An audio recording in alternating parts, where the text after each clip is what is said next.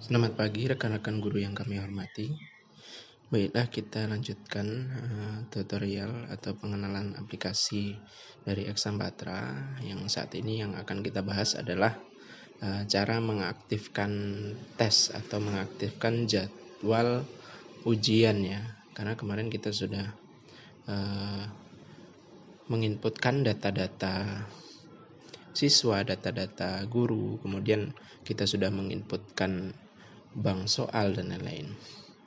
Ini kita login sebagai admin, kemudian kita aktifkan bank soal yang akan kita ujikan ke siswa. Ini contohnya kita pilih ini ya, matematika. Ini kita aktifkan terlebih dahulu. Nah kemudian, ini bank soal yang sudah aktif seperti ini, dia tidak bisa di edit ya, atau tidak bisa dihapus. Jika ingin menghapusnya, kita klik nonaktifkan terlebih dahulu atau kita off-kan dulu. Kita aktifkan kembali. Kemudian di sisi admin kita klik menu status tes. Nah, di sini masih kosong ya, kita tambahkan. Di sini bank soal yang aktif ini akan muncul. Nah, ini jenis ujiannya, ini bisa Ibu Bapak Guru tambah di menu administrasi ya. Di sini. Nah, seperti ini. Kita ulangi ya. Nah, ini kita pilih. Kemudian jenis ujiannya kita pilih. Nah, kelasnya sekarang. Kelas itu kemarin kita inputkan 2 kelas ya. Kelas trial dan kelas 7A. Kita gunakan contohnya saja kelas trial ya, karena kemarin yang username-nya banyak itu kelas trial, atau mungkin bisa ditambahkan keduanya. Jadi kelas trial dan kelas 7A ini berhak mengakses ujian dari bank soal ini. Kemudian ini ada semester, bisa dipilih genap, ganjil. Kemudian sesi. Dan di sini di data siswa sebelumnya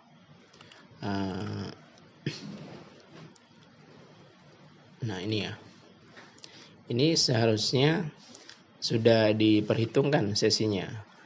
Misalkan ada pembagian sesi, silahkan disesuaikan. Ini kan di sini sesi 1 semuanya. Kita sesuaikan dengan data sesi yang ada di template siswa. Jika misalkan tidak tidak menghiraukan sesi, kita klik semuanya saja. Nah, di sini ada bank soalnya, ini ada mapel umum, ada mapel agama ya. Nah, di sini nanti penggunaannya akan kita bahas di sesi video selanjutnya. Nanti penggunaannya itu seperti apa. Kita untuk kali ini kita gunakan mapel umum saja. Kemudian di sini tampil soal objektif. Ini kita ketikkan 3. Karena di bank soal itu jumlahnya hanya 3. Kalau kita ketikkan 4, dia akan muncul seperti ini. Maaf, bank soal itu hanya ada 3 jumlahnya. Kita ketikkan 3. Dan esainya kan 0 ya, karena belum ada soal esai atau uraian. Kita tidak usah isi bobot objektifnya. Bobot pilihan ganda itu karena semuanya pilihan ganda ya, kita berikan bobot 100. Maka otomatis esai itu akan 0. Sama halnya nanti ketika ada soal esai, kalau misalkan penilaiannya itu manual, karena esai itu kan menilainya itu kan berdasarkan dari jawaban siswa ya. Jadi nanti bisa dinilai manual atau bisa tidak diberikan bobot dulu di sini, nanti dinilainya itu di Excel ya, ditambahkan dari hasil ujian soal objektifnya atau pilihan gandanya. Kemudian di sini ada acak soal. Soalnya itu diacak atau tidak, kemudian opsinya itu diacak atau tidak. Nah, ini ada tombol waktu selesai atau atur waktu tombol selesai. Nah, di sini ada pilihannya, yaitu 1/4 waktu tes, ada setengah, ada 3/4. Kalau misalnya kita gunakan setengah waktu tes, ini ketika kita berikan durasi tesnya itu 10 menit. maka dari setengah waktu durasi tes ini, misal setengahnya 10 ada 5. Jadi siswa itu sebelum habis waktu durasinya selama 5 menit, dia belum bisa submit button selesai kalau ini diaktifkan setengah waktu tes. Tapi kalau tidak diaktifkan maka ini tidak akan berfungsi ya. Jadi siswa itu kapan saja bisa selesai jika sudah menjawab semua soal. Ini kita aktifkan saja sebagai perbandingan nanti bagaimana tampilannya. Kemudian ini ada waktu mulai. Ini misalkan hari ini ya, waktu mulainya 8 lewat, nah ini 8, ini durasinya 10 menit, ini ujian ditutupnya mungkin kita bisa atur, mungkin sampai tanggal 30 atau mungkin di tanggal yang sama dengan selisih waktu yang berbeda, misalkan sampai pukul 9. Kemudian kalau keterlambatan ini dihitung, nah jadi gini, ketika jika keterlambatan itu dihitung, ketika waktu mulainya itu pukul 8 dan siswa itu login di 8 lewat 5 menit atau 8.5, maka waktu yang dimiliki siswa itu hanya sisa tinggal 5 menit saja. Kalau ini keterlambatannya dihitung. Kalau tidak, selama siswa itu belum ujiannya itu belum ditutup, maka dia akan bisa mengakses ujian yang di setting atau diaktifkan oleh admin.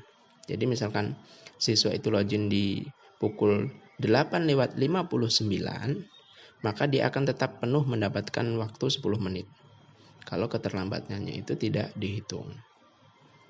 Seperti itu. Jadi nanti silahkan disesuaikan settingnya.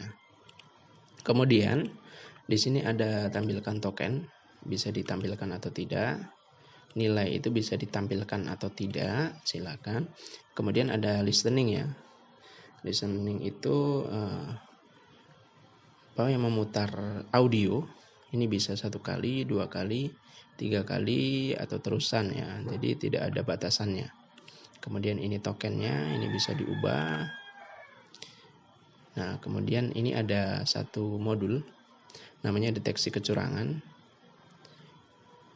Nah, ini kalau kita aktifkan, kalau kuat dia akan ada notifikasi sejumlah 3 kali. Sedangkan kalau sangat kuat dia akan ada notifikasi hanya 2 kali saja. Ini mode ujiannya kita gunakan yang defaultnya saja. Kita pilih pusat, kita klik simpan. Kemudian di halaman siswa, nah ini kan halaman admin ya, kita ke halaman siswanya dulu. Ini kita gunakan username 5 misalkan. Nah di sini ada mapel yang aktif, kita kopikan saja. Nah ini adalah halaman konfirmasi, kemudian halaman ujian. Nah ini contohnya seperti ini. Kalau misalkan siswa membuka tab, nah fungsi dari deteksi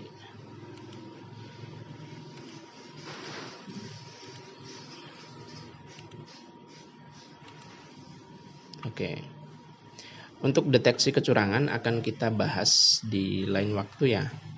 Mungkin penggunaannya seperti apa akan kita bahas di video dengan lebih lengkap lagi ya. Untuk sementara ya, ini kita cukupkan sampai ini saja. Semoga bermanfaat.